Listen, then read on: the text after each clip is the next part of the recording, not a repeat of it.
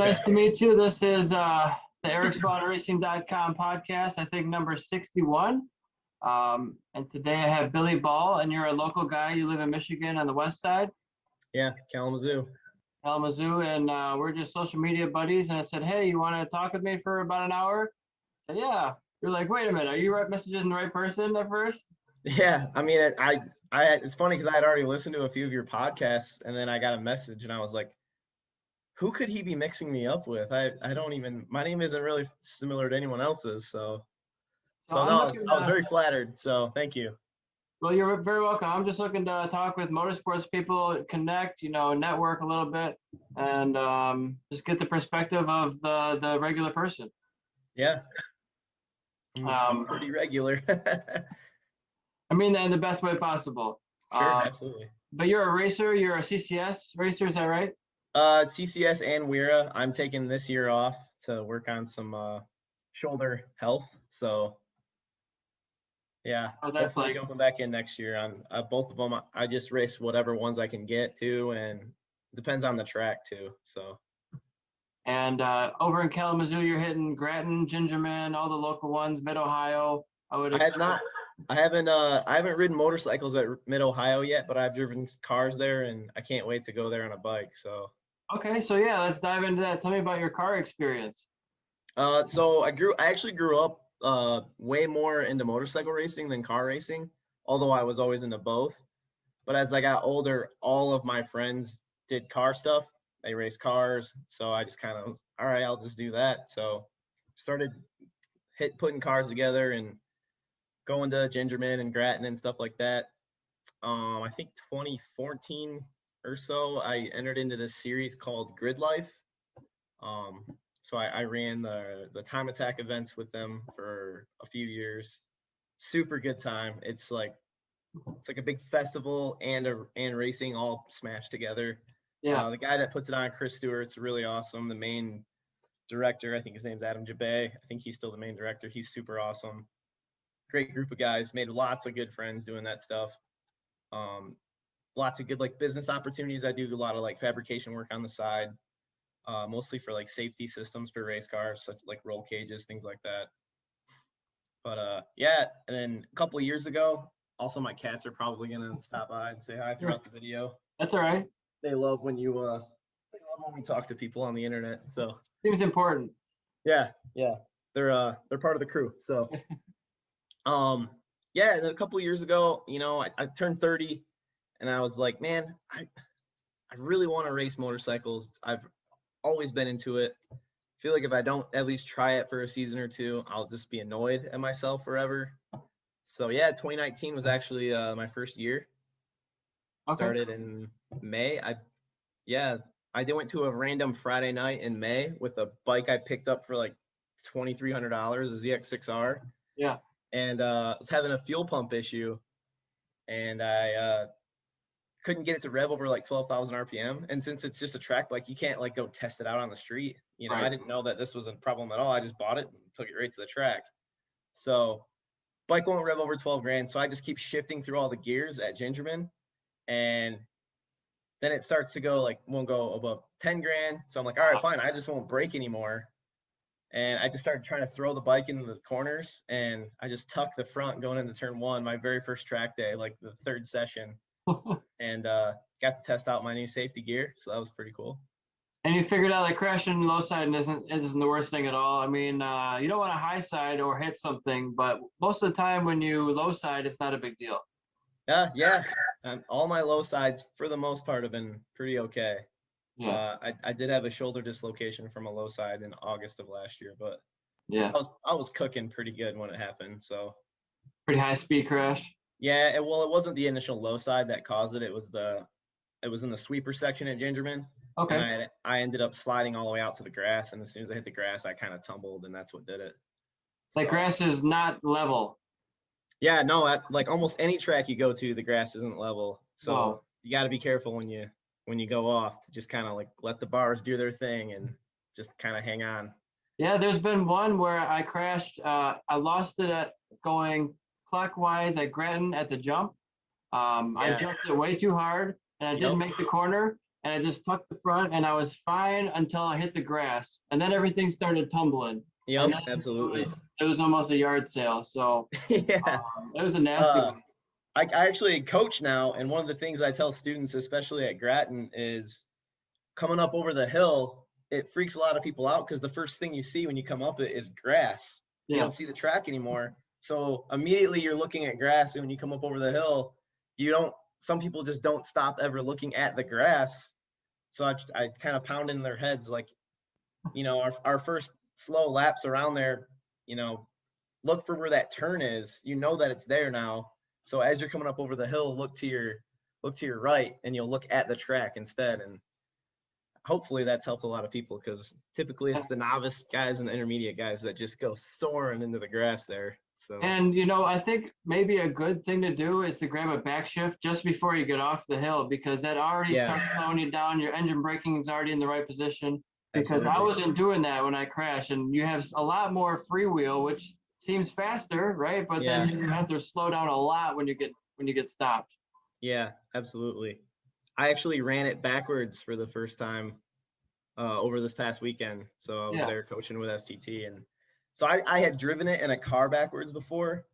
And when Owen, the STT director for Northern right now, he was like, yeah, we're gonna run it counterclockwise. I was pretty much like, I'm out. I'm not even gonna show up, because even I've driven in a car, and I was like, I would never do that on a bike. That seems like crazy. It's no. So, but I ended up getting twisting my arm for it, and I showed up, and I pretty much take back everything bad I said about it. It was a blast. There's a couple sketchy areas like I thought, but it is, if you just kind of respect the track and treat it like you're learning a whole entirely new track, because it's essentially what it is.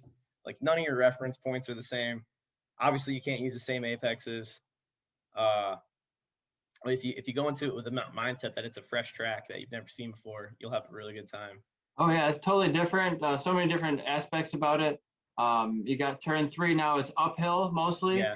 I mean, it's downhill and uphill both ways, but it's more dramatically uphill there. And the fast straightaway, and then the land goes away from you, so you're wheeling, one direction versus coming up a hill. It's pretty cool, the differences. I like the elevation and all the camber changes. Like, you don't get that at most tracks. And that was the first track I ever rode in the racetrack. And I thought that was normal. We did clockwise one day, and then the other day we did counterclockwise. And I was like, this is awesome. And I didn't realize that most tracks don't do that. Yeah, I can't imagine like Gingerman running counterclockwise, especially with bikes, because we did it one time. How was turn 10B counterclockwise? It was like a parade lap session. They had everybody go out. It wasn't like nobody's going super fast. Be really respectful. It was like a novice session, but it was cool because you have, instead of decreasing radius turns, you have increasing radius a couple of times. So you carry a lot of speed. It's got a lot of potential. I mean, both directions. I'd always want to move guardrails and have extra pavement runoff, but I mean, that's just my safety side talking. But that's never going to happen. Yeah, it's hard to get tracks to spend the money on, because there's not a lot of return for them. That's a big risk for their track to move a guardrail 15, 20 feet back and add more gravel or add more, asphalt at the edge of the track. So you have a little bit extra braking before you hit the grass, things like that. It's the risk for reward doesn't make a lot of sense for some of the tracks, and it's totally understandable. It's hard enough to keep them open. So I'm asking for massive landscaping jobs, and that's not too much. Just kind of like take what you got here and just kind of redo it. Leave the track, but just like push everything else around. So not too much though. I would love to. My friends can show up over the weekend and knock it out. Yeah, I would love to design and build and oversee a racetrack being built. I have no experience with that, but it would be cool to go through that process and see how asphalt being laid and how they have to excavate everything and clear out trees. It's a massive undertaking to do that. Absolutely. Build a new track from scratch. It's cool to see a track like Grattan that's just been around for so long. And it's virtually unchanged. There's not much about it. They haven't really changed any of the corners or added anything. And it's so unique. If they went through and, a really good new pave job for that track, maybe some like curbing, like candies, like white and red around the track. That would be like a Northern Barber, just kind of the way it's set up with all the elevation and everything. a natural road course, into the Yeah. land with Grand Prix curbing. Yeah. I'm not very good at Grattan, but it's definitely one of my favorite tracks. Yeah, I was able to do, I think it was 22s or 21s, both directions there. I That's was pretty incredible. happy with that. That's rolling, man. Yeah, but I mean, there's still people faster than me out there. Yeah. There's always Yeah. someone. I think my fastest is probably like mid to high 25s on clockwise. I couldn't get my lap timer to work Yeah. for counterclockwise. I use a Starlane Coursero. Oh, okay, yeah. It didn't want to work. I could probably set it up on the computer where it would run it counterclockwise, but I didn't have my laptop with me there. Yeah. So I just I just got a Corsair in the mail. Did you? Yeah, I got with the lean angle and the potentiometer sensors and all that stuff. Yeah, I think I originally bought that Starlane for my ZX6R, but I have a ZX10R now because I don't know, just it's Why not, right? It's such a scary bike, but it's fun. It's so fun. I think I'm gonna move away from the Starlane stuff and go back to AIM because everyone has it, it's so easy to get data and kind of compare things. But this other company, I2M, they make a dash kit that's kind of like more set up for the ZX10R. Like you can get into the ECU and actually control your aids by sector for the tracks, that's pretty awesome. Yeah. And then you can integrate it with all the potentiometers and sensors and things like that. Yeah, so a bunch of I love data stuff. I'm like an engineering technician by trade, so I love like getting all sorts of data and things like that. And it's easy to get lost in it, but it's just cool to do it. Yeah, I never had that data when I was racing. I just had a number. I had a lap timer. Yeah, that's all I've used so far is the lap timer. But it's cool when other people come up to you and say, "Hey, I want to put my lap timer on your bike to get your data to compare against me." It's cool to see. And a lot of the lap timer companies now have bike-specific lap timers that will directly hook up to your bike. Yeah, AIM makes one specifically for the ZX10. I think it's called like the MXK10 or something. But it does lack some inputs, so I'm limited on what I can kind of set up math channels for. I think you can buy like the expansion module and make it better, but yeah. So, but with the I2M, you can also use their dash button pod setup. They have it specifically set up for the ZX10. So the bad thing is, like with all I went from a bike with absolutely no rider aids at all. I had a 09 through 12 ZX6R. I have two of them. They're just kind of hobbled together. Yeah. But if you crash and you bust that module on the bar, that's it. Like whatever your traction control or whatever it was set at, that's what you get. So you can't really mess with it anymore. So I want to get one of those pod setups that'll make that they're a lot more crash resistant and things. More protected. So you protect your investment. Yeah, if you got to plan for a crash in this sport because you don't think it's going to happen, you might as well leave your bike in the trailer. Oh yeah, it happens to everybody. It's just part of the sport. Absolutely. Now, are you a Formula One fan, being it from cars?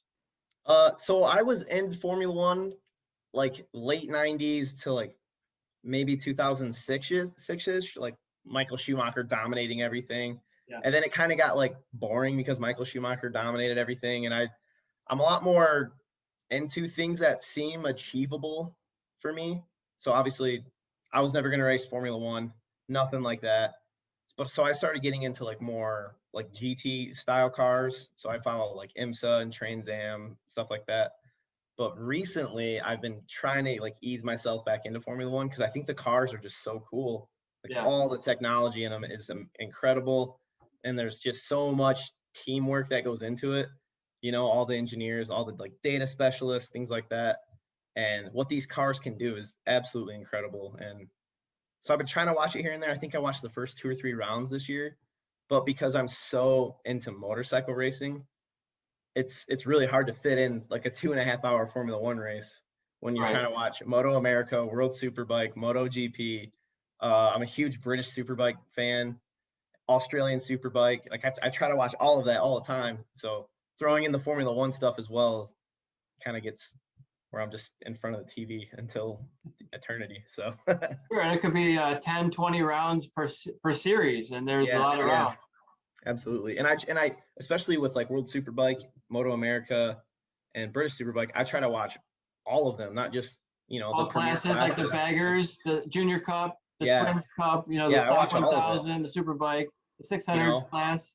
yeah, especially like Super Sport and Twins Cup and Junior Cup. These are people that I see at a Weir CCS event. Oh yeah, So it's fun local to watch guys who someone come like, out to the oh big. man, I've been on grid with August Nord. I've been on grid with some of these people that are trying to race Moto America now, and that's so awesome to me. You can really see the level of where they are and where you need to be, or Exactly. Yeah. all that stuff. Yeah, it's great to see. It's a really fun sport. And you said you're not doing any rounds this year, but what was the last round that you did? The last round I did was it was actually the last Weir Northern round last year at Nelson Ledges. Okay. I crashed. Nelson Ledges has weird turn numbers. Yeah. I think there's only like 7 turns on that track, but they say there's like 25. I don't know.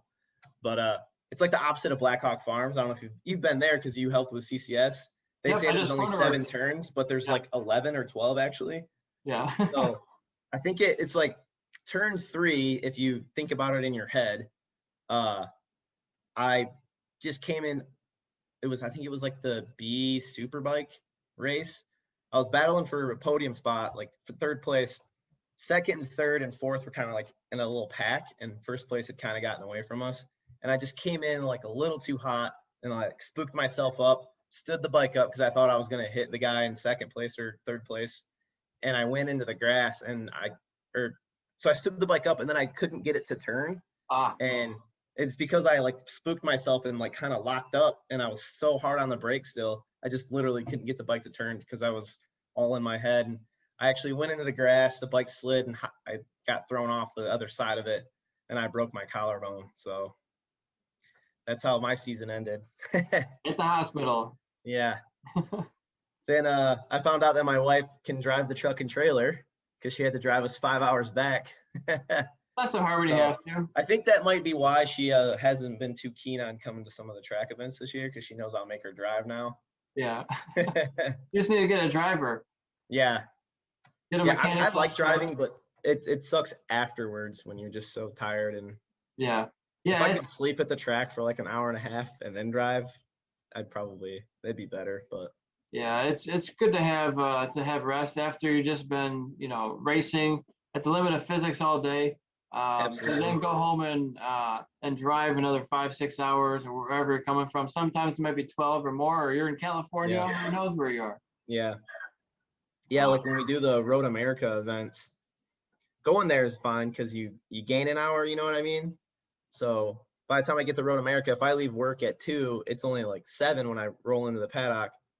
But when I leave, by the time I pack my trailer all back up with the bikes and all my gear put away and have the truck ready, it's 6 o'clock Wisconsin time. That means it's 7 Michigan time. And now I got to drive 5 hours and I got to be back to work at 5 a.m. Yeah. So that can be brutal. Yeah. That next day is not going to be good. Usually there's no way to avoid it that I found. Yeah. No, I mean, just saving up my vacation days. And if I'm super tired, I'm just like, nah, I'm not going. I started corner working this year. Yeah, I saw that. I did the first one at Blackhawk Farms with CCS, and then I did Road America with Moto America the weekend after, and that was a blast. I'm about to do my 3rd one this weekend at Mid-Ohio. Okay. So I'll be there all weekend. After work on Thursday at 2 p.m., I'm heading straight there. So I'm going to be camping there all weekend and helping out with flagging and communications for race control. And that'll be my first event with WERA. So each one is a different organization so far. Yeah, so that's cool. They all have their different flagging rules. They're all slightly different. So you got to know where you're at and what's going on. And it's just cool to see the differences and how they run things and how the organization is, internally. I've never seen that. I've always been in the racer side of it. So it's all perspective on things, and you see tons of different things about the track from standing there for so long. Like, oh, there's a bump there right in the carousel on the entry there. Everybody Yeah, hits you see the other bikes hit it, and you're like, oh, okay, there's a bump right there. yeah. And so you analyze things even more because you're just standing trackside. You see riders' positions, their lines. You know who's the fastest guy, so you're like, he's probably on the right line, and everybody else is wrong. You know. Right. Yeah. What turn did you work at Blackhawk? Blackhawk, they're working at every turn. They had No, I'm sorry. What turn were you specifically at? so it was my first time ever. So that the main guy took me around and showed me around to everything and gave me a lowdown on what to look for each corner. Yeah. And where to stand and how to, if you have multiple people, what to do with that for catch or for flagging. So it was cool to go around to different stations. I was at kind of turn 3 Okay. for a little while. And then I moved over to turn 7 pretty much the rest of the day, the rest of the weekend. And turn 7 was cool. I had picked up a bunch of people. It's the last corner on the track, so everybody's trying to fight and Yep. make races. And it was a hot Yeah. spot, that's for sure. I must have picked up 6 or 7 bikes. There was the first guy, I'm not going to say any names, but the first guy I came to was not moving. I was like, great. Yeah. First That's person. always. Oof. And so, but he ended up, he just was on his right side, broke his collarbone, and all the pain from his collarbone was like, I don't want to move. It hurts a lot. It doesn't feel like I can move anything, So I was like, okay, well, can you move your fingers? Can you squeeze my hand? Yes, he could. He knew what day it was, all this stuff. So I've been in that situation before, so I know Yeah. kind of what to do. I was trained as a CNA in high school, so I know a little bit of medical, and I was a lifeguard, CPR, and AED. So I have a little bit of skills. You're not supposed to move the body. Sure. You're not supposed to drag someone. What if you pull him like towards you and he's got a broken arm or something? That's not good. Right. So you got to be aware. And also, there's bikes on track moving at 80 miles an hour, 20 feet from me. So now I got to. Yeah, yellow flags just mean don't pass, Right. for the most part. So you got to be careful. And one of the rules about corner working is if something happens, don't immediately run to the scene. You think, well, why? Well, what if there's oil on the track and there's more bikes coming right behind it? Right. Then you get hit by a bike. Now you can't help that person who needed your help. Right. And a lot of these times, there's only, at the smaller events like CCS, there's only 2 people per corner. One person has a flag and one person does catch.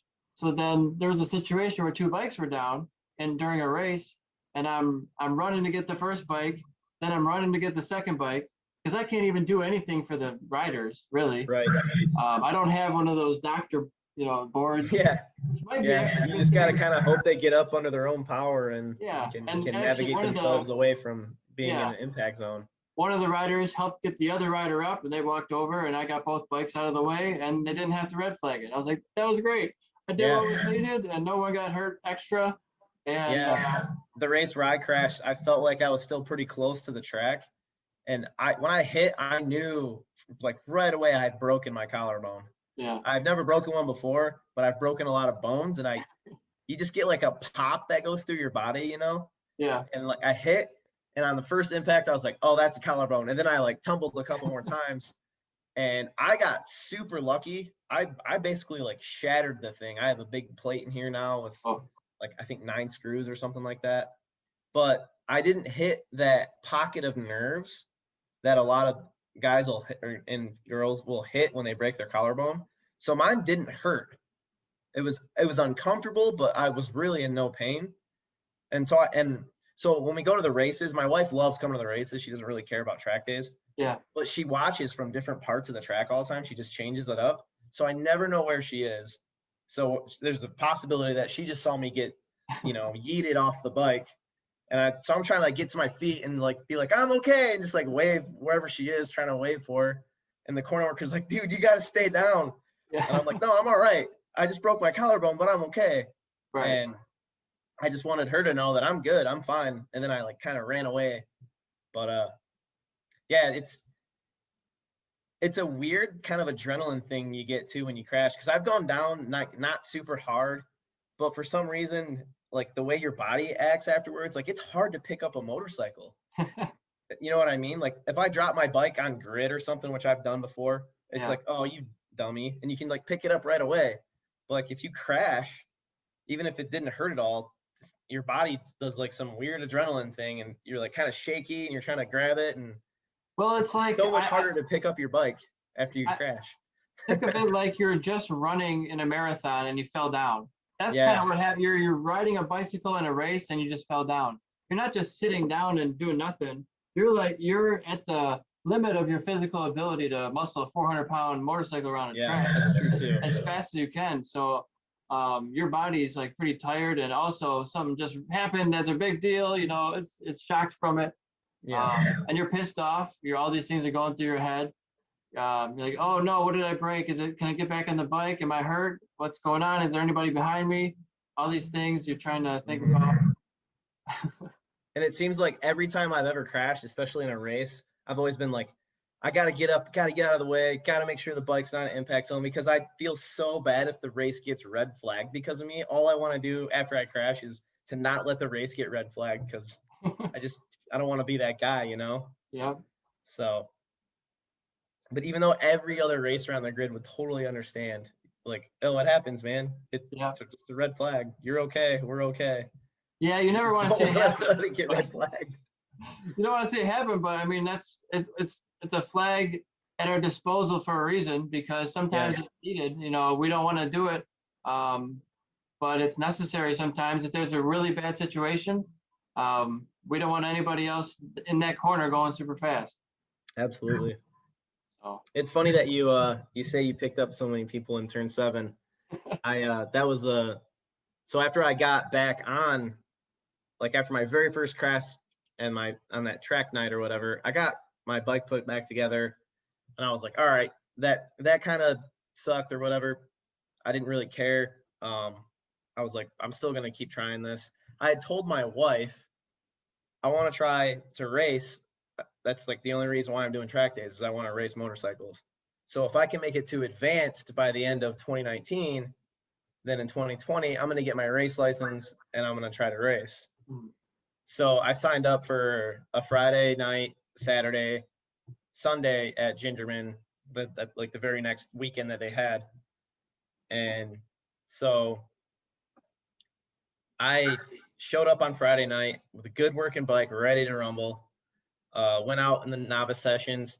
I did whatever I could to be the guy behind the coach. You're supposed to rotate, but no one in my group seemed to care. So I was like, you guys mind if I go in the front again? I would just like study the coach the whole time and see what he was doing. And then the last like 2 sessions of the day, they kind of like let you go by them and you run around on the Friday nights. And then it gets dark and then they're like, all right, so it's done. So I spend the night in my trailer.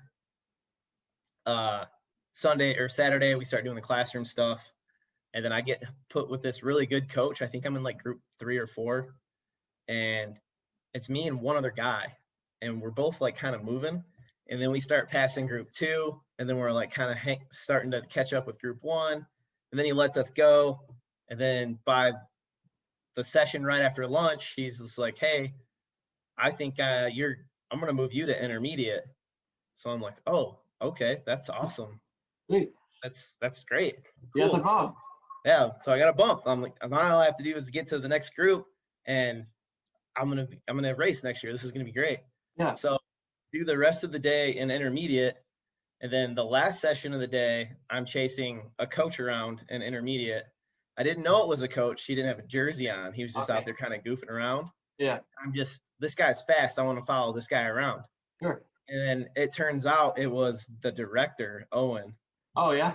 And he's I'm talking to him afterwards. I didn't know he was a coach. And so he pulls over after we get off the track and he flips his helmet up. And I thought we had made like a couple of risky moves out there and for intermediate, like passing rules. You know, I saw him pass someone and I pretty much got just as close as he did. And we whipped through traffic. And it was probably 6 feet, but when you're moving, you know, you never really. Anyway, that's close. So he pulls over and flips his visor up, and I'm like, buddy, I'm not going to be anywhere near you. You're going to get yelled at. And so I just go away. And then I find out later, I see him like with like a walkie-talkie. I'm like, oh, that's the director, duh. So then I go up and ask him like, hey, how was I doing out there? And he points at me and he's like, come here. And I was like, oh boy. And he's like, I got to move you to advanced. And I was like, what? That was like, I only did like 4 sessions in intermediate ever. He's like, yeah, you got to go to advanced. And I was like, I don't think that's a good idea. I don't really want to, I don't know. And he's like, no, like you know what you're doing. You have the pace. You need to go to advanced.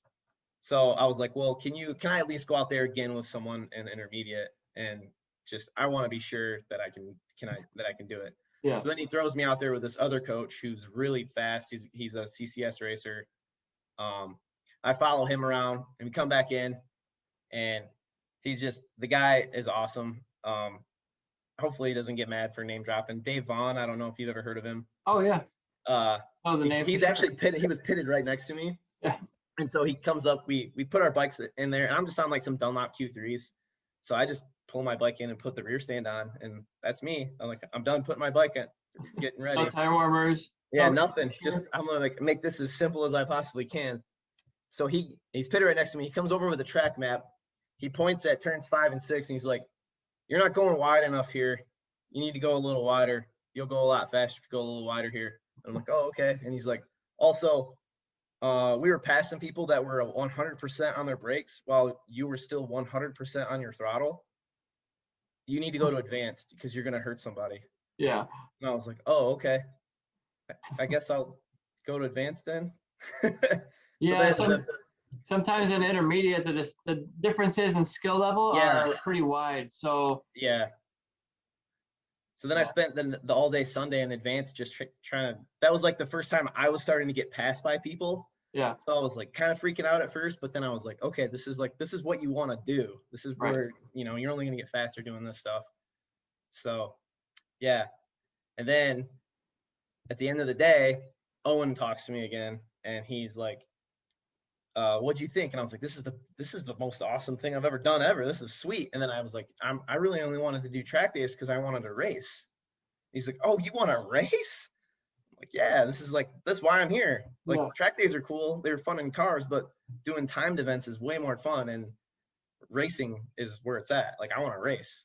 So he's like, "Okay." And then he STT has like all your contact info. And then so I get a phone call on Monday from him. And he's like, "Hey, what are you doing this weekend?" I don't really have any plans. He's like, "All right, well, you need to come to South Beloit, Illinois, and come to Blackhawk Farms. You're going to race." I was like, "Okay, sounds good. Let me ask my fiance, because I'm getting married the weekend after this weekend. So I don't know if this is a good idea." And my wife is super awesome. She's always been so amazingly like supportive. So tell her about it. I'm like, "Yeah, they like want me to come and race." There's like, he's friends with like a team. There's this team called Ditter. He knew them, the owner, and some of the other racers. They're like, "We're going to throw you under their tent and just walk you through the weekend and you're going to race." So I'm like, "Okay, sounds good. Let's go." So I go there and they're so awesome. They pretty much throw my bike under the tent and they're like, "Let's fully inspect this thing so this guy doesn't like break everything out there." Yeah, they're so helpful. Everybody at the track just wants to help out and teach people. It's we want to help people get into the sport.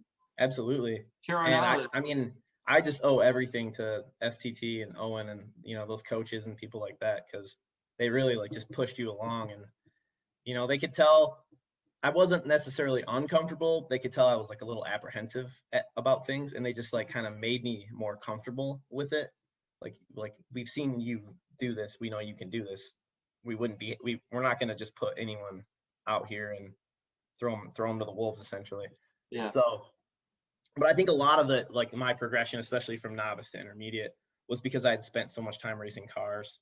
I knew what a race line was. I knew what trail braking was, the basic track etiquette, what to do with flags and things like that. Yeah. That's half the battle with a lot of people. And yeah, you knew all the fundamentals before even getting into it. And so you just switched vehicles, and that's just learning a different vehicle. Correct. Yeah. And I think that's what a lot of it was. Yeah. And then, so I raced that very next weekend, and in practice, I went down and turned 7. Yeah. So I target fixated. I think there's a video of it on my YouTube channel. It was like my third practice session of the day, because we did a practice day first.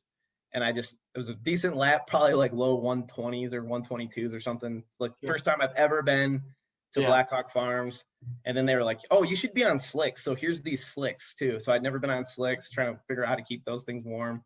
Yeah. And I came into turn 7 a little, what I thought was weird, and just target fixated right off the track and threw it down. So yeah, it's easy to make.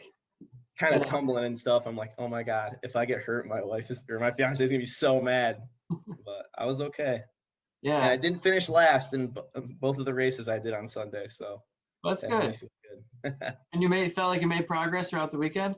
Absolutely. Just everything I picked up in that weekend. And one of the races I got lapped by Jody Berry. Yeah, that's not hard to be done. He came into turn 7, and they're like, sometimes at club races you don't really see a lot of like the blue flag. There's so many other flags I need to be worrying about other than the blue flag, especially at Blackhawk. That track can be a meat grinder sometimes. So I'm going on the back stretch, and I brake, like sit up and brake to go into 7, like the kink, just kind of like feathered onto the brake. And then Jody Berry just comes around the outside, and he goes into the corner with like his elbow and knee down. And I was just like, oh, so you can go that fast through here? That's incredible. So then I knew like I could start turning it up. Oh yeah. So, yeah, that's amazing how fast you can actually go if you have the right body position and suspension set up and right lean angle and throttle control and all that stuff. Absolutely. Yeah, I had nothing. I had just stock suspension. I had the turn 1 was there. I had them kind of like set sag and stuff for me.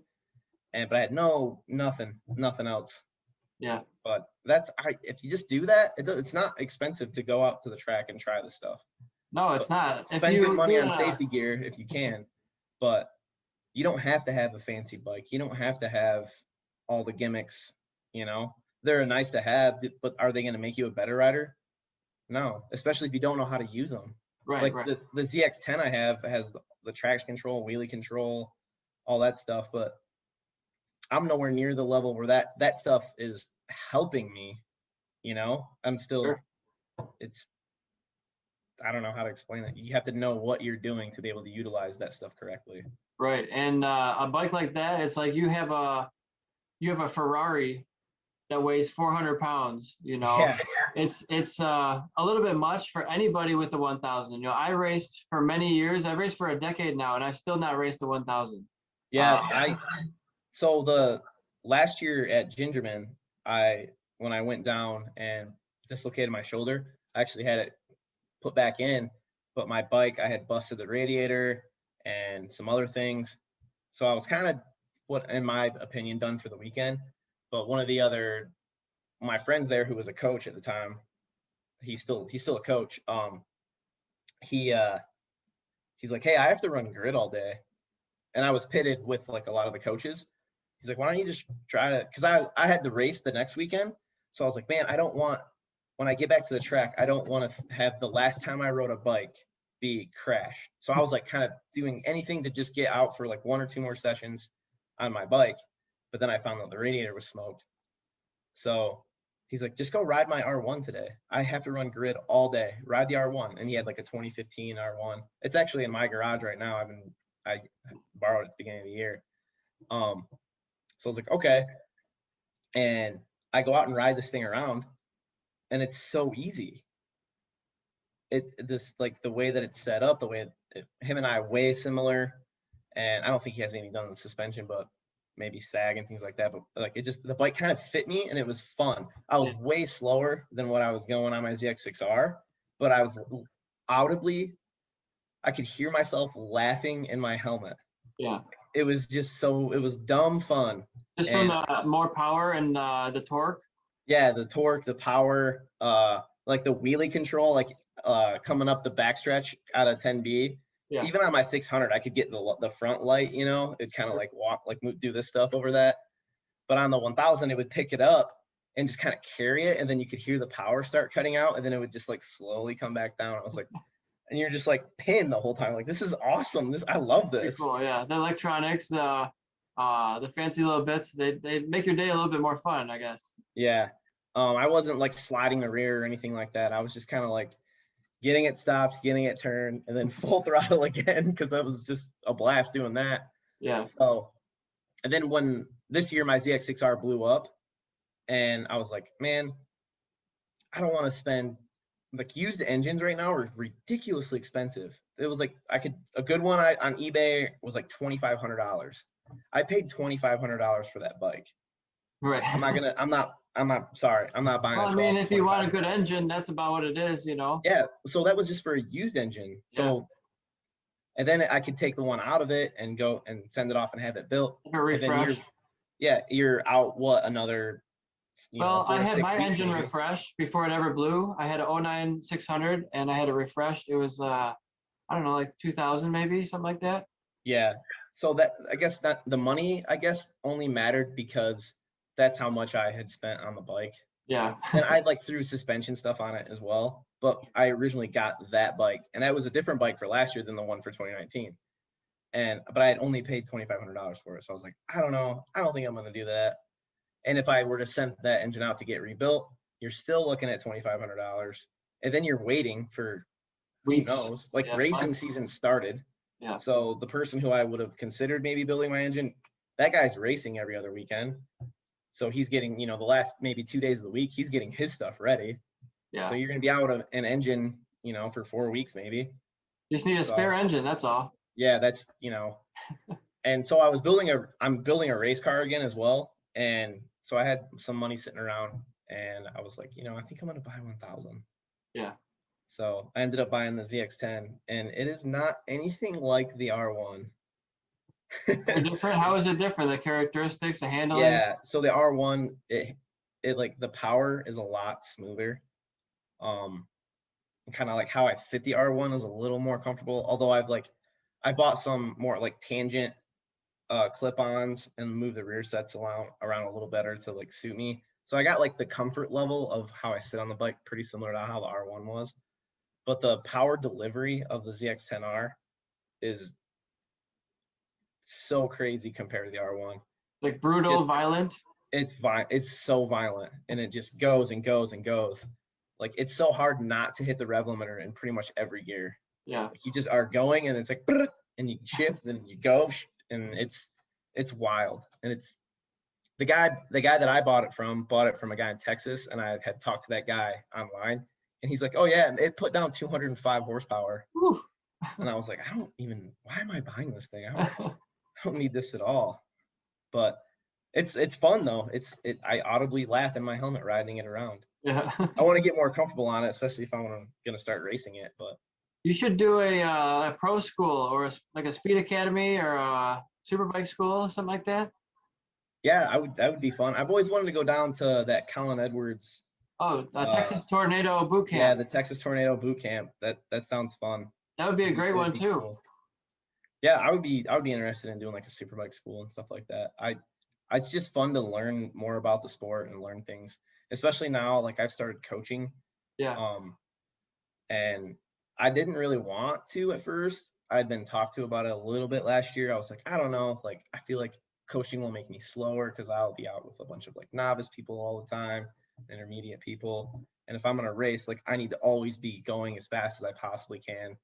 And it's not really like that. Like you can still go out and do when you're coached, like we can still go to the advanced sessions and do that stuff if we want.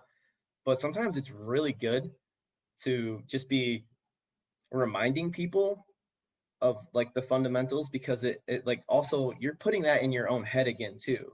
Yeah. Because I remember I was going through classes with the students and I was like, the stuff about like body positioning and like being comfortable and like taking weight off of your upper body and keeping it in your core. And I was like, man, there are times where I'm totally not even doing that when I'm on the track. Yeah. So it's good to like go through those exercises with the students because it's helping me as well.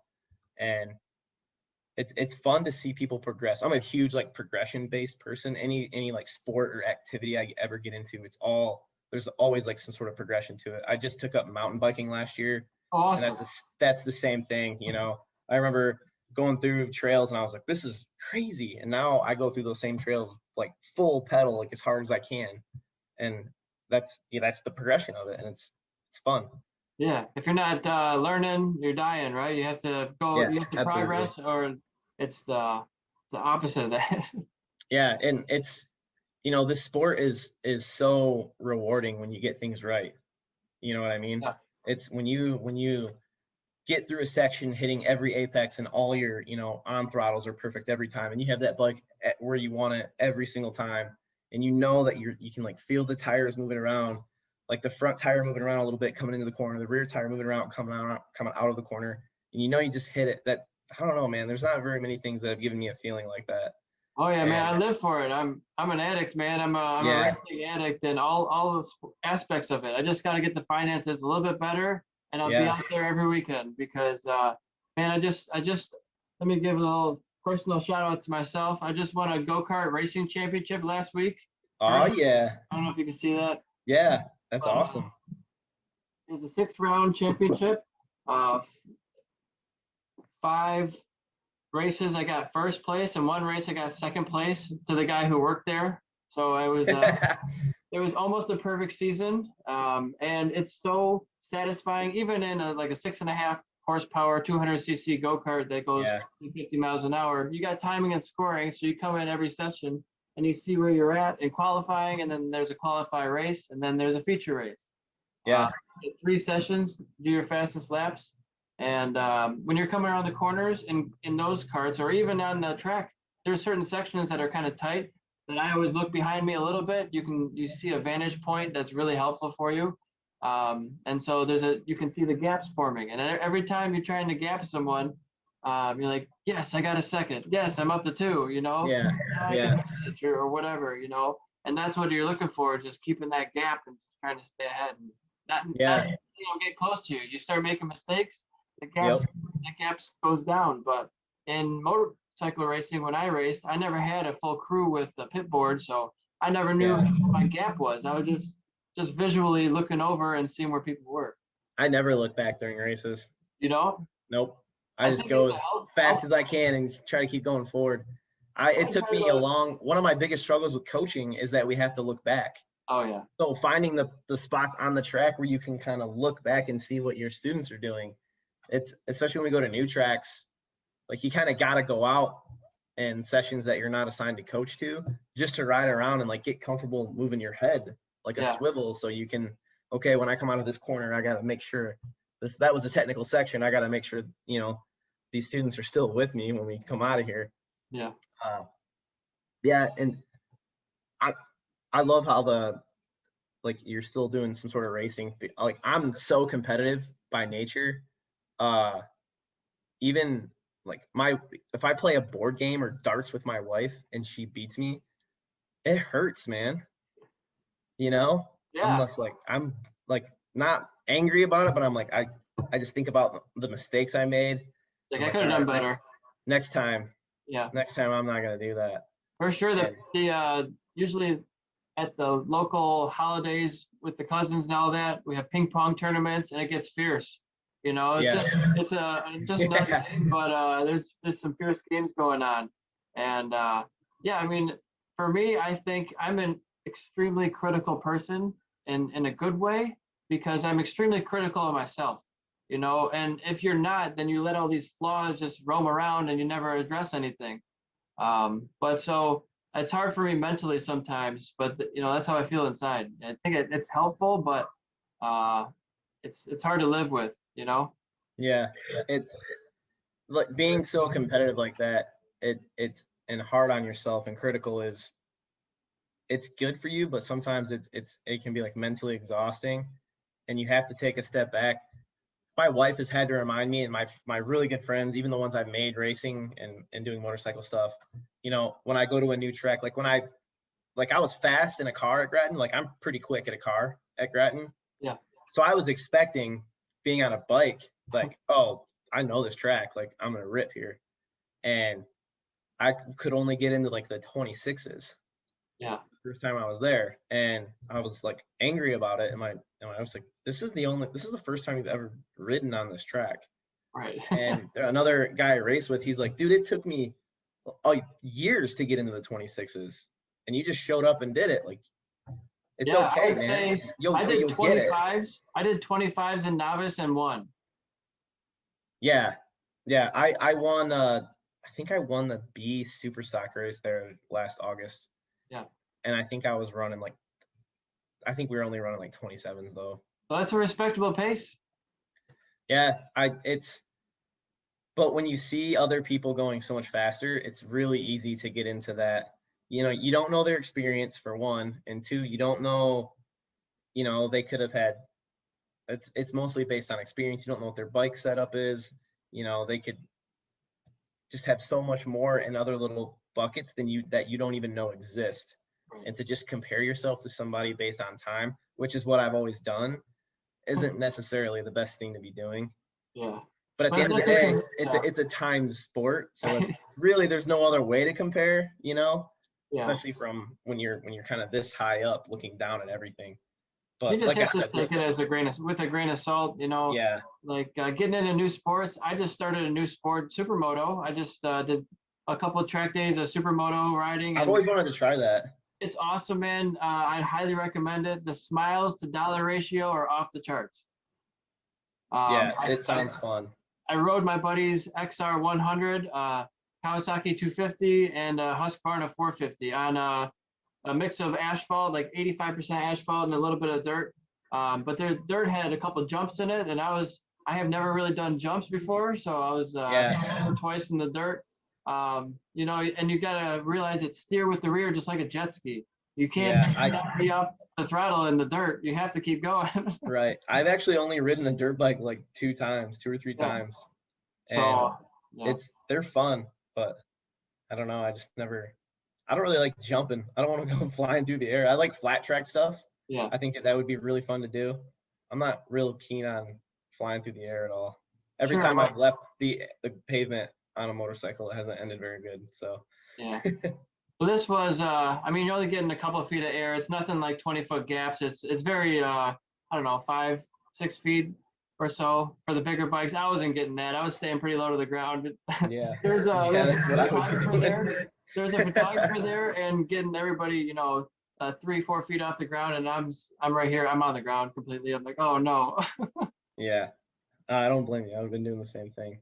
But that's how you learn, man. And so you're just talking about being slow your first time at the track doing 26s. I mean, that ain't bad. I didn't have a lap timer. I wish I would have had one, but I was ripping it on the pavement section, and I was definitely not the slowest guy out there. I got some new pictures I put up on my website. The second one on the slideshow, I think, are those 2 pictures. Looks like I have decent body position. You know, it's supermoto, so I'm not putting my foot out. I'm leaning and I'm trying to like drag me kind of thing. Yeah. I have a different. I've seen a couple of like YouTube videos where they'll have just like supermoto races, and I have the Motor Trend live app or whatever, and I think last year they had supermoto stuff on there. Yeah. There's a difference in riders. Some will put their feet out and some will put their knee down in their whole body and stuff. And I think it's because they come from 2 different disciplines and kind of mash them together. Yeah. But there's a really cool race. I think it's called like something St. Wendel. I think it takes place in Germany. Okay. But they'll race on pavement and on dirt, and they like are racing through the city, and then they like seem to like go into a field with jumps and berms and stuff. And I watched a couple of videos with that, and that stuff is nuts. It sounds so fun.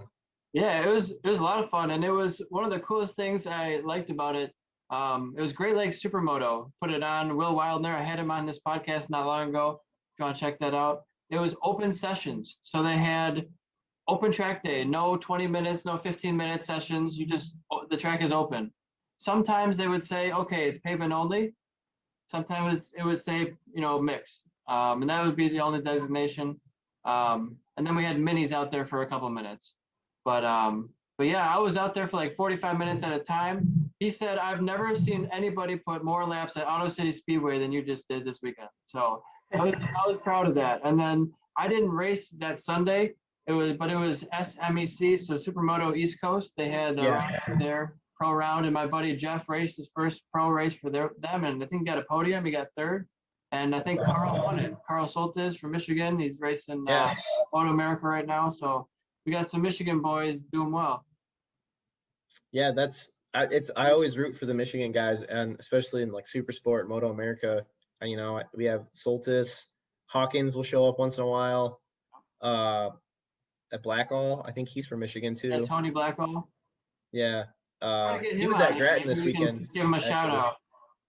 What's that? Try to get Tony Blackwell on here and the Blackwell Racing crew on here. Give him a shout Yeah, out. that would be cool. They were at Grattan this weekend. I didn't get a chance to go talk to him or anything, but that bike he has is pretty cool looking. The whole 911 paint scheme.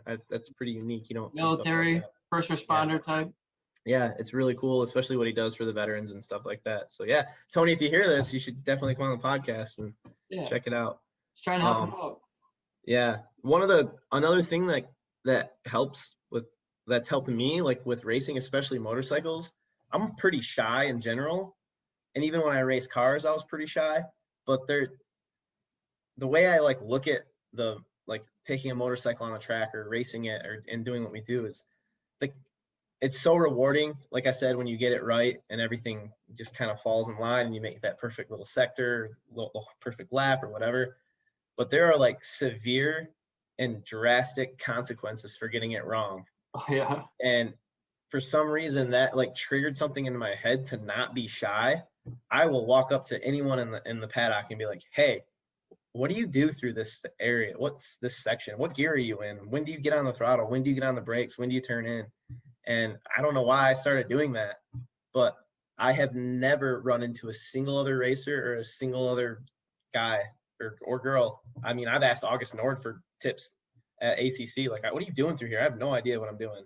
Yeah. And even she was so helpful. And I have not run into anybody that's been like, I'm not helping you, you know?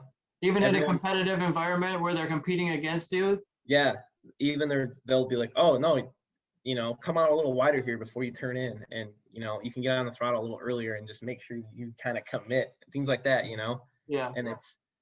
And they're just regular people, no matter what kind of pedestal you might put them on, and no matter how fast they are, how long they've been doing it. You find that they're almost everyone in the paddock is willing to help. Sure. I remember at pit race last year, I was standing up against the fence waiting for, I think there was like C Superstock was the first race for me. And I was pitted right next to John Hawkins, and he was kind of up against the fence watching, I think we were watching the Superbike race or Superbike practice. And I was just like taking some deep breaths, and I like kind of look over at him. I'm like, man, I'm so nervous. And he's like, I'm really nervous too, man. I still get so nervous. And that was like, oh, he's just a normal guy. He's a normal guy, you know? But it's cool to just have those relationships building with people and realizing that everyone's there to just have a good time and go fast and be safe. It's awesome.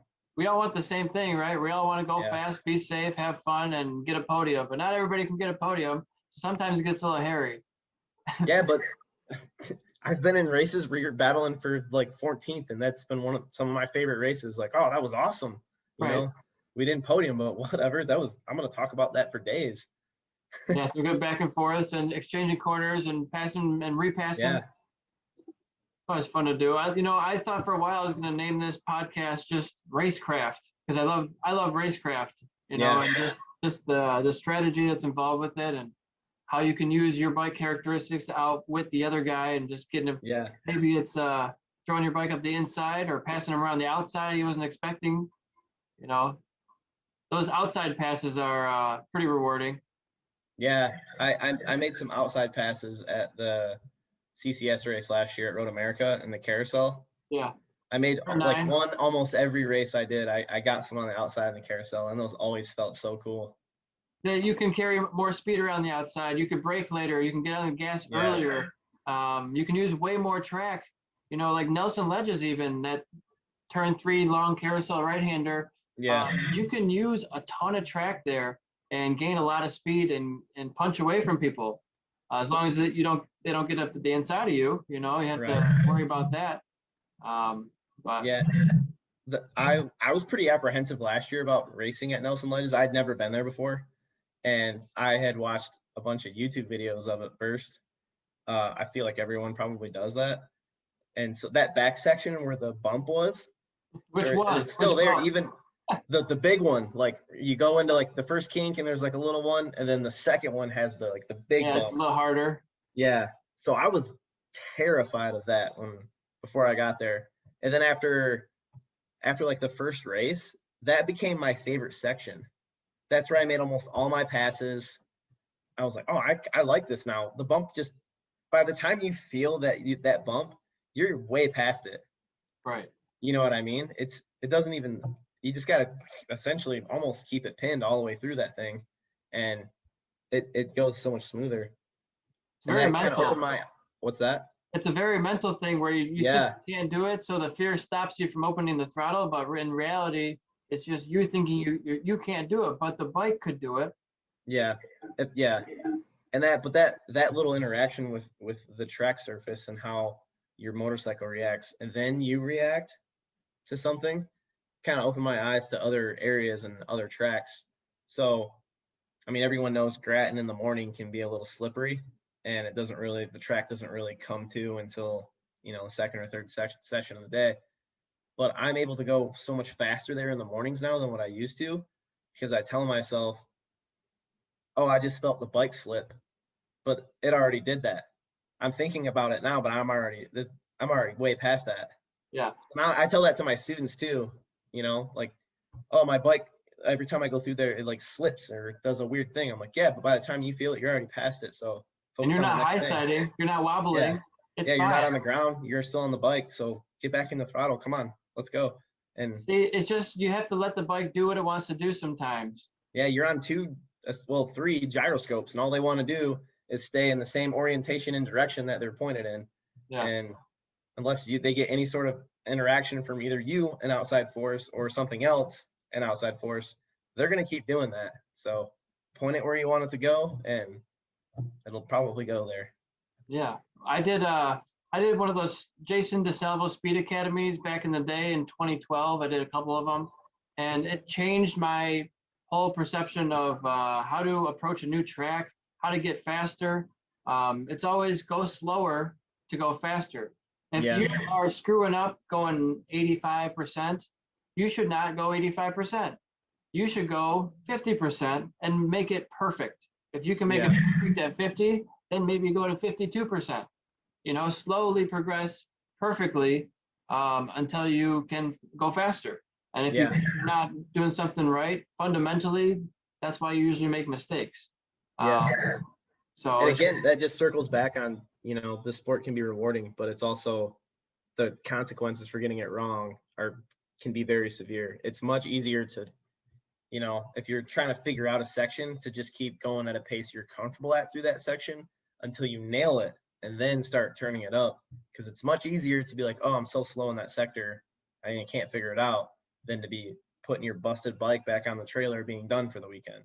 Right. So, and when we were doing the on-track sessions, I couldn't believe how slow he was going, showing us like you can go this slow on the track, just make sure it's perfect. We don't care what the speed is, we want your line to be exactly what it should be.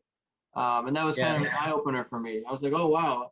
I was like trying to peek around him, like, can I pass him? Like, wait a minute, no, I'm going to go right now. Yeah. And one of my strengths, I think, with racecraft from when I raced cars was my braking abilities. I would make up so much time on people and the time in general on the brakes with cars. And I think that really helped with motorcycle stuff up to a point. And that point is like the last little bits of trail braking. All my experience in cars had almost a negative effect in translation to motorcycles, because with a car, you can bring so much more brake with you into the corner because you're not going to tuck the front. You're not going to tuck the front, and you have a lot more feedback coming to you at the wheel because you're getting feedback from two patches of rubber. Well, sometimes one when you lift the inside wheel, right? Yeah, that typically doesn't happen unless you're until you get back on the throttle. Then some cars will lift that inside wheel, or if you bump a curb. But that feedback is what I'm used to, bringing in those brakes into the corner. And I have not ever gotten that same feeling on a bike, but I never adjusted my brake marker for that. So I would just obviously I'm not braking as late as I am in a car, but I would always brake super late all the time on people, like everywhere, even like started racing. I would get people up, standing up straight on the brakes, and then I would essentially just block the corner and you couldn't get around me. Right. But then as I started getting to where I'm now with, the top 6 or top 5 or podium places, those people know, like, oh, this guy just comes in hard on the brakes late, parks it in the corner. So they just wait and will just drive back around me. But as I tried to get that last little bit of trail braking down, and it was towards the end of last year, that's when I started making mistakes. Like, and the end with crashes, I had 3 big crashes in 3 weeks. And all of them have to do with the front and the last little bit of trail braking. So this year I've focused on, like, hey, let's move those brake markers back a little bit and maybe not come in and just hot, like, so, and I think that's really helped. Coming into some of the corners, I'm like barely on the brake, but I'm bringing in more speed now than I was before, because I would be like, the bike would be going crazy and I'm having trouble getting it turned, and it's because I'm so hard on the brakes. Sure. The bike doesn't want to turn because I'm so hard on the brakes right now. The So forks are like at the bottom. I'm crushing the tire, and I'm like, why won't this bike turn? Yeah. I think one of the things that Marquez does the best is he gets on the gas sooner than most people. So if you're on the gas sooner than most people, you're going to be faster at the end of the straightaway. Yeah. And I don't know if that's actually the case data-wise, but it seems like most of the time he's getting on the gas sooner than people. Although you have to be braking very hard. If you over-brake yourself, then you lose time on the gas. Exactly. So it's all about your exits. If you can maximize all of your exits for an entire lap, that's a great lap, right? Yep. I don't know, but it's just there's so many different styles, and your bike characteristics sometimes suit braking harder than others. Yeah. Yeah, some of the people that I raced with, and as I learned a little bit more about suspension, then I pretty much was like setting my bike up to be able to brake as hard as I can straight up and down and not like endo or anything. So I had like all this extra like rake and stuff, and the wheelbase was longer on the ZX6R than probably what a lot of other people were running. And that's so I could pretty much just bring it so hard into the corner and get so much done, upright, hard, late on the brakes. But then I would have trouble getting it turned because the bike would, it didn't even want to turn with a wheelbase that long and the rake all crazy like that. I would have trouble, and the front would chatter a lot. Yeah. But then when I could get it stood back up, I could get right back on the gas as hard as I could. But that middle of the corner thing is what I had really been focusing on this year, and I've made some pretty good progress. So. Is it different having 2 brakes now from coming from a car to a bike? Now you got 2. You got a front and a rear. Yeah. So I've used the rear brake mostly on corner exit when I feel like the bike is trying to wheelie, and I'm not even really that good at it. Yeah. So I kind of made it to where like the brake is more spongy, so I'm not like blam, So I really have to I have a lot more like movement in the lever before the pressure kind of translates to the brake, and I feel like that's helped a little bit. Okay. And I've also started to kind of experiment with like straight up and down, like grabbing the back brake to like kind of lower the rear as I'm coming into the brake, because then you can really like hammer it down. Yeah. But I've just been really trying to take it easy and just like learn things a lot slower than what I've been trying to force myself to learn things. So mostly to circle back on consequences for getting it wrong. It's much easier to just kind of like dial it back a little bit and go at a reasonable pace. Like you don't need to go out to a new track and, show up and be like, all I need to know is what the track record is and where's start and finish line. Yep. Yeah. And what's the time to beat? Yeah. And we're start and finish. That's all I need to know. See you guys later. Like, no, you're going to have a bad time. So it's more fun to just ride a motorcycle and have fun. And I'm going to race again. I absolutely, aspirations to do that.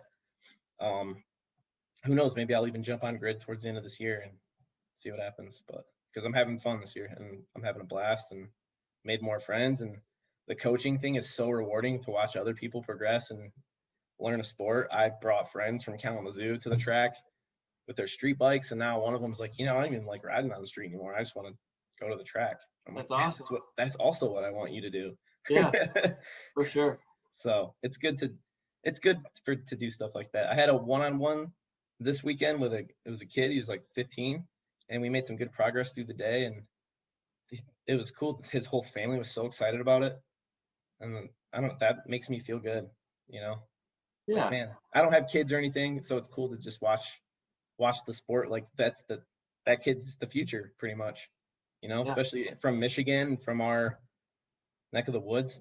That's who we got to focus on to bring up and stay interested in this, so we can keep these tracks open, so we can keep these motorcycles alive and the motorcycle industry in general, you know. for sure. What's your training or coaching schedule look like this year? So I got to fix some stuff on my truck because I've been slacking on some maintenance this year. So I got to fix some U-joint stuff. But if that's taken care of, I will be at Road America this weekend, coaching Saturday and Sunday. Next weekend, I'll be helping out with the We're Up Pro Day. So if you're going to be there I'll be next there. Yeah, weekend, yeah. Next yeah, weekend, Brandon. so we can meet in person. Yeah. The weekend after that, I don't think I have anything. Wait, yeah, the weekend after that's the 4 days at Gingerman. Okay. So I'll be there for 4 days at Gingerman the following weekend.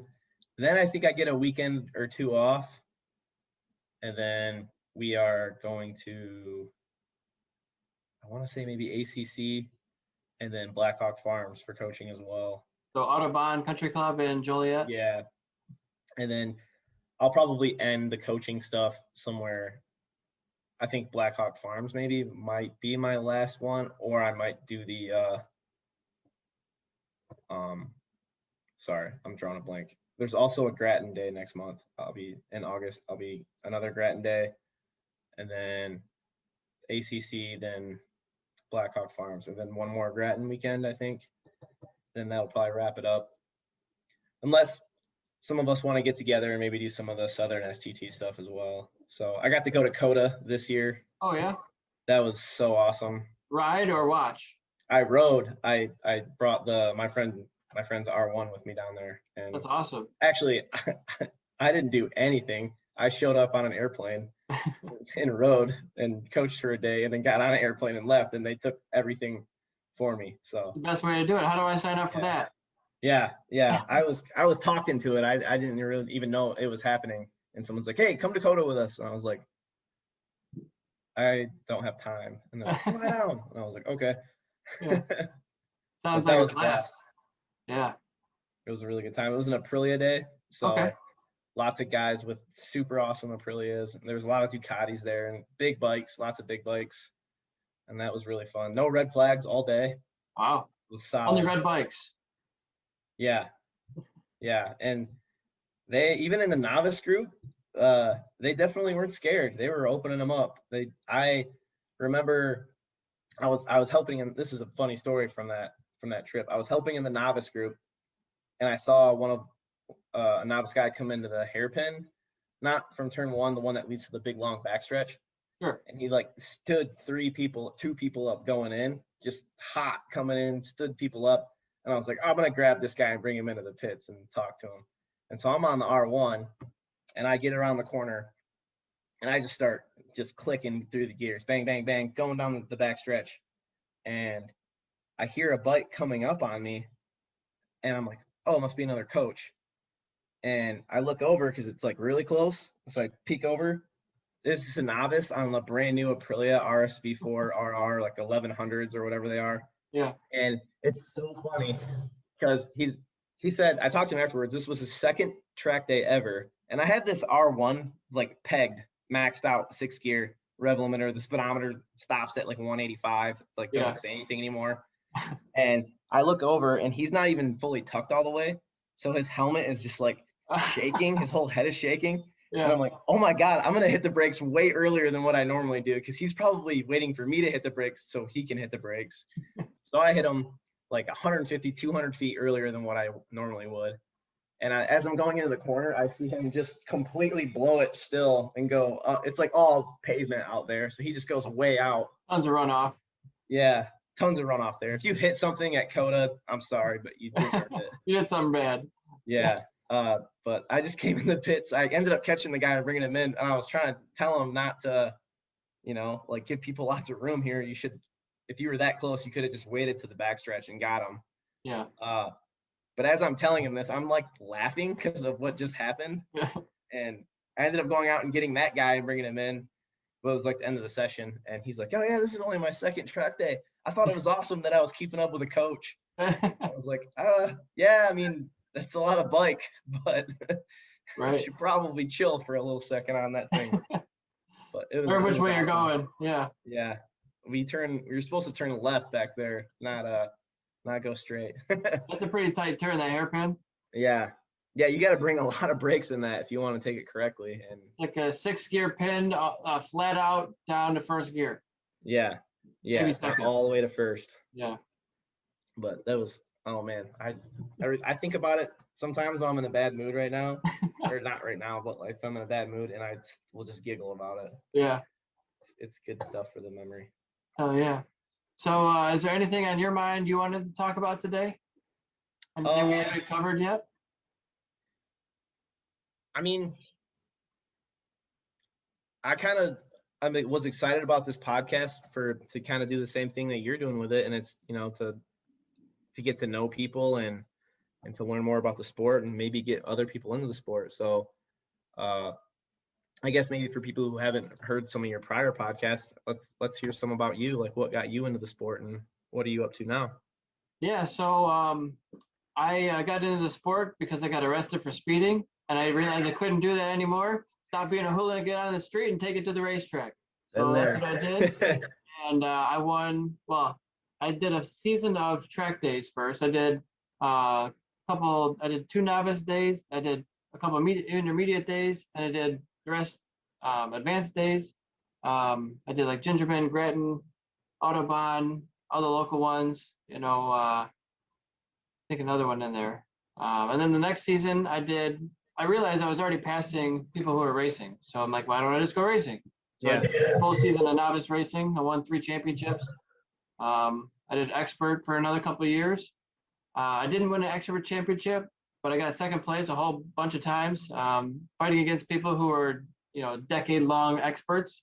So I'm irritated that I haven't gotten one, but I have 50 podiums to my name between motorcycle racing, go-karting, mountain bike, foot racing. I've done one indoor triathlon before.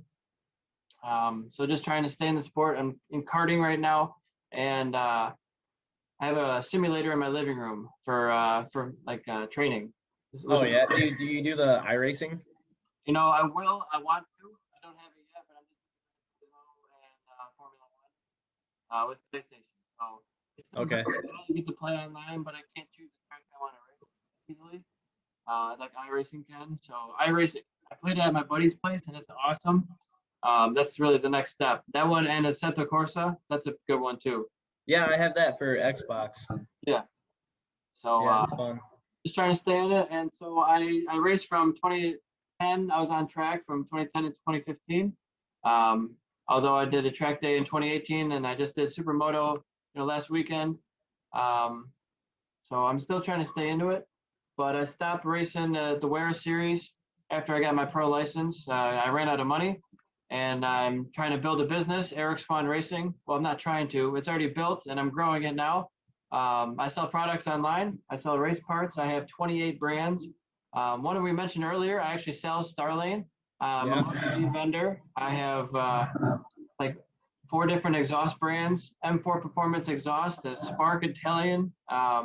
There's also Akrapovic, Slovenian, and Cosmos, Carvin Racing, Carvin Exhaust for cars. Okay.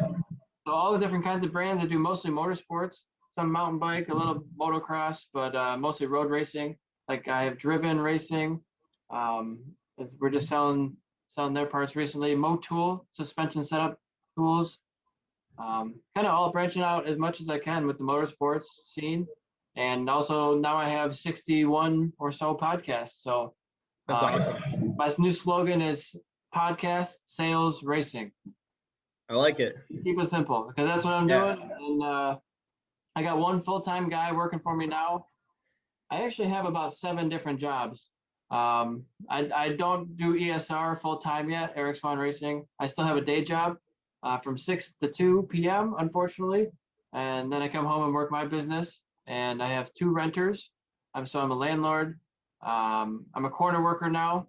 So on the weekends, I do corner working.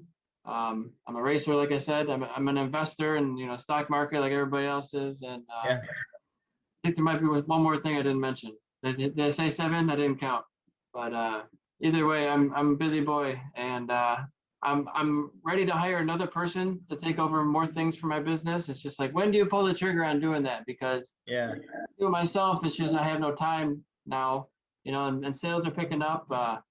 Right now, I have about 20 pending orders for M4 exhaust because they're like 3 weeks out on all orders, and they all Yeah. don't have any stock, which is fine. It's just for drop ships, Yeah. everything from the headquarters, which is great. I don't have to touch it. Yeah. But they got to make it now. So once they got tracking information, then I'll upload it to the marketplace, and customer will get the product. Yeah. I mean, it's good to have a backlog as long as it can be managed. So, yeah, I guess for me, for work, I do like an engineering technician for like a big medical company here in Kalamazoo.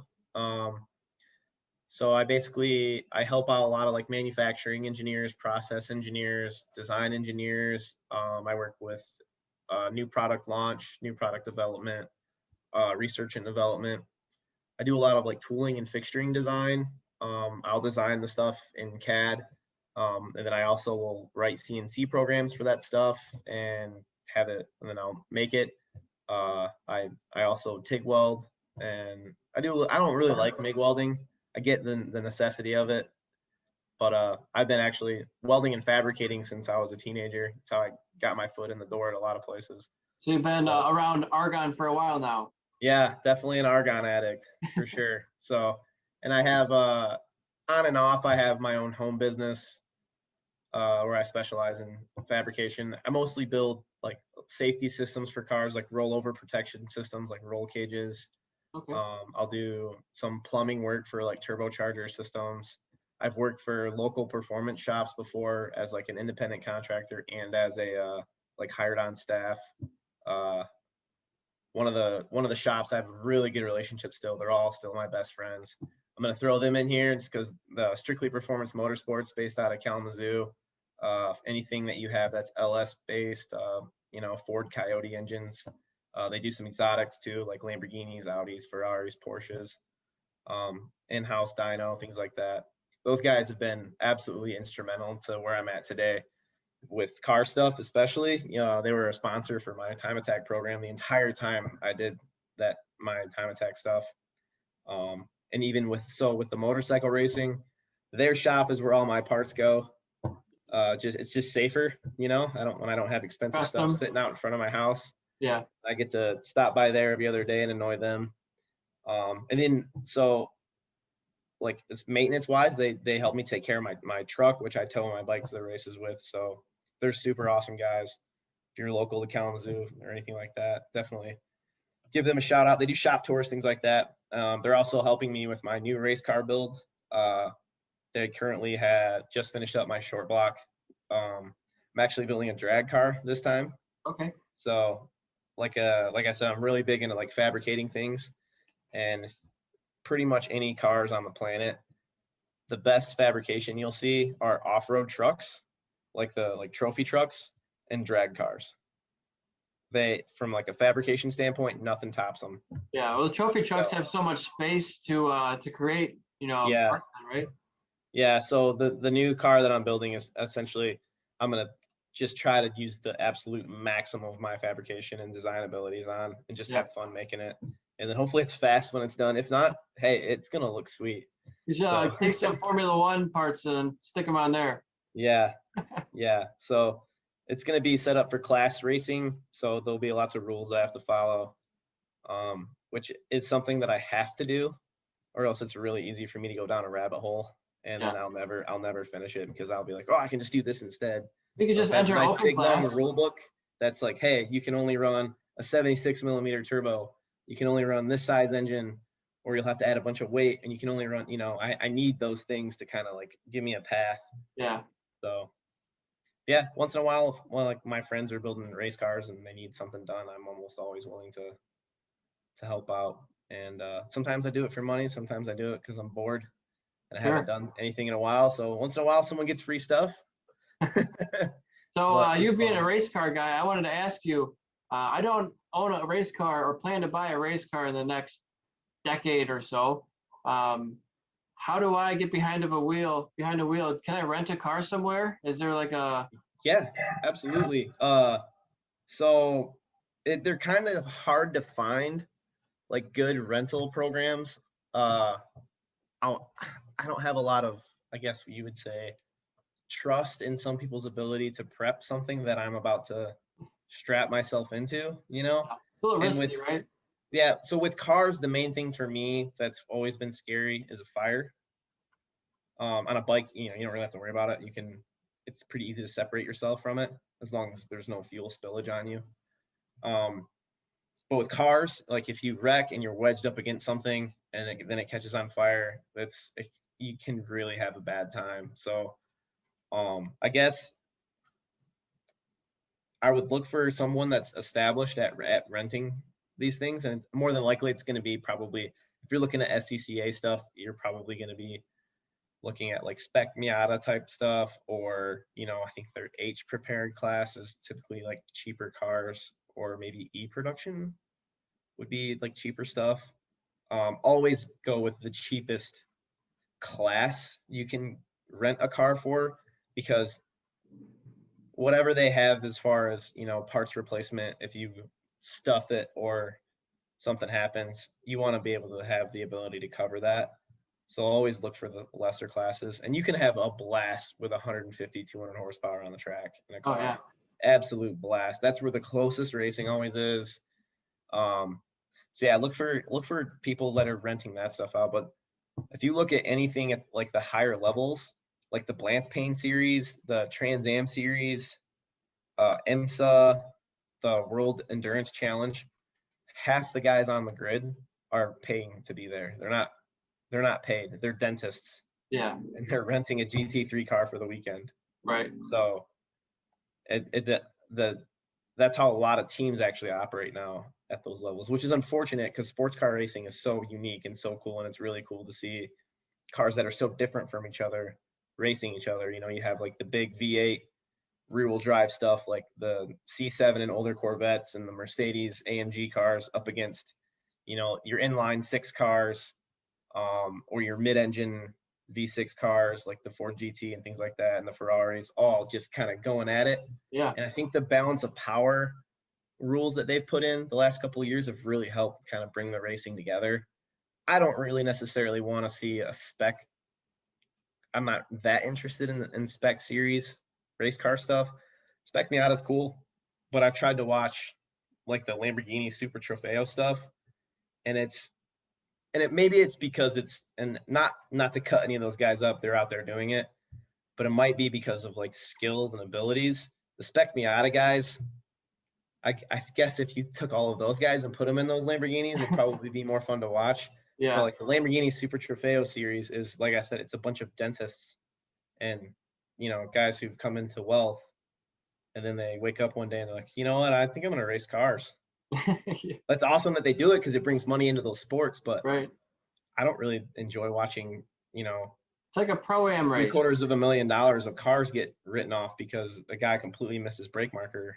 Yep. That even, I'm not the greatest, but man, I probably wouldn't have done that. Sure.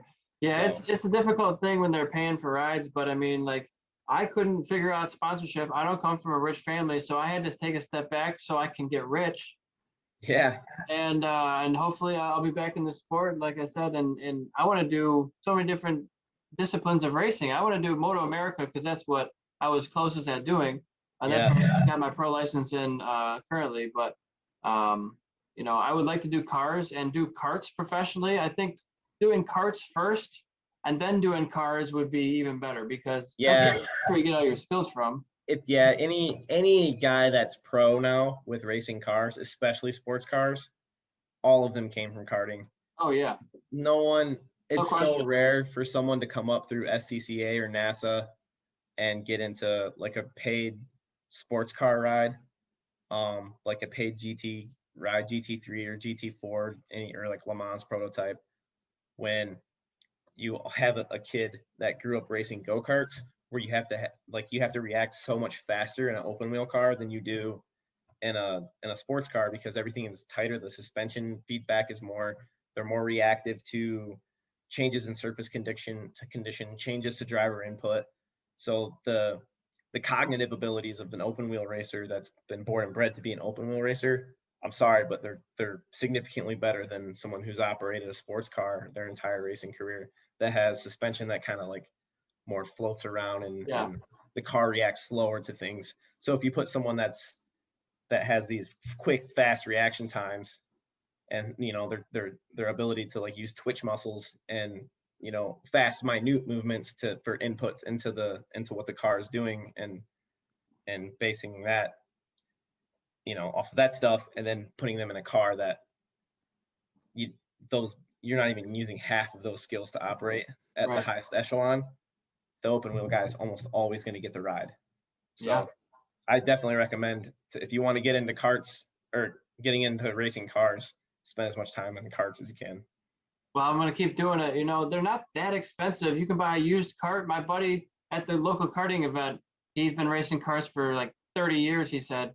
And he's selling one right now. He's kind of getting out of it. He's a little older now. And it's like $5,000, you can have it.